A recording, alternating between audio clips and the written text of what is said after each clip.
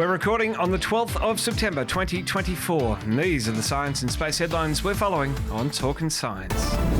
The search for dark matter gets new parameters. Japan's SLIM mission is officially over. And galaxies are bigger than we thought. Much, much bigger. 21 years online. From Star Trek to science and space. And we're not stopping. This is Talkin' Science. Welcome to the show. The world's most sensitive detector sets new limits for finding weakly interacting massive particles, or WIMPs, which are a leading candidate for what makes up our universe's invisible mass.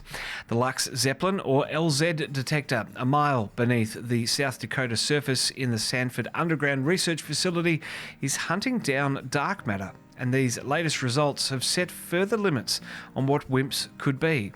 Dr. Teresa Fruth from the School of Physics at the University of Sydney was instrumental in commissioning the LZ detector in South Dakota and is an active participant in the hunt for dark matter at the experiment. In the press release last week, she said, "We wouldn't exist without this mysterious yet fundamental piece of the universe." This result is also the first time that LZ has applied salting, a technique that adds fake WIMP signals during data collection. By camouflaging the real data until unsalting at the very end, researchers can avoid unconscious bias and keep from overly interpreting or changing their analysis. LZ uses 10 tonnes of liquid xenon at 175 degrees Kelvin to provide a dense, transparent material for dark matter particles to potentially bump into. The hope is for a WIMP to knock into a xenon nucleus, causing it to move much like a hit from a cue ball in a game of pool.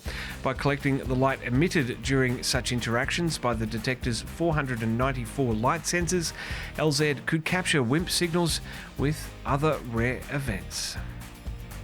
Well, Curtin University has played a major role in an out-of-this-world international study which has taken the search for extraterrestrial life into exciting new territory.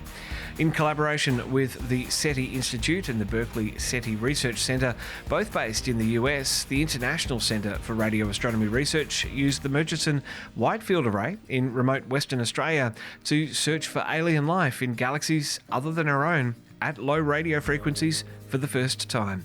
The MWA is a radio telescope made up of 8,192 antennae spread across more than 30 square kilometres on Wadjuri-Yamaji land, about 300 kilometres northeast of Geraldton. Designed to observe the sky and detect emissions from the early universe and to study solar and galactic phenomena. The research team used the MWA's wide field of view to search approximately 2,800 distant galaxies, making it one of the most detailed searches for alien life ever conducted. This first ever low-frequency, extragalactic technosignature search didn't find anything yet, however. The Japan Aerospace Exploration Agency has ended its Smart Lander for Investigating Moon mission after losing contact with the spacecraft in late April. The lunar lander surpassed performance expectations, successfully performing spectral observations in 10 wavelength bands on 10 rocks and surviving 6 weeks or 3 lunar nights on the surface where temperatures can drop to minus 170 degrees Celsius. In a statement released on August 26, JAXA said they had unsuccessfully attempted to re-establish contact with SLIM during operational periods across May to July before deciding to send a signal to shut down the lander.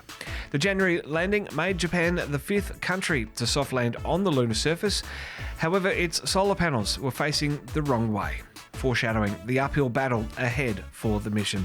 The batteries did allow the lander to conduct its experiments before depleting, but JAXA did manage to re-establish contact twice after that, receiving data and images back both times, but the last communication was on April 28.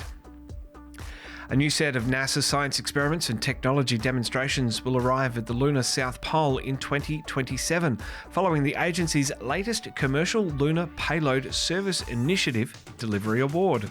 Intuitive Machines of Houston will receive $106.9 million to deliver 6 NASA payloads to a part of the moon where nighttime temperatures are frigid, the terrain is rugged, and the permanently shadowed regions could help reveal the origin of water throughout our solar system. Part of the agency's broader Artemis campaign, CLPS aims to conduct science on the moon for the benefit of all, including experiments and demonstrations that support missions with crew on the lunar surface. NASA has awarded Intuitive Machines 4 task orders. The company delivered 6 NASA payloads to Malapert A in the South Pole region of the moon earlier this year, and with this lunar South Pole delivery, Intuitive Machines will be responsible for payload integration, launch from Earth, safe landing on the moon, and mission operations, and they've selected SpaceX to get them off the planet. A shroud of gas stretches up to 1 million light years around every galaxy and is its first interaction with the wider universe beyond. For the first time, scientists have photographed this halo of matter and examined it pixel by pixel.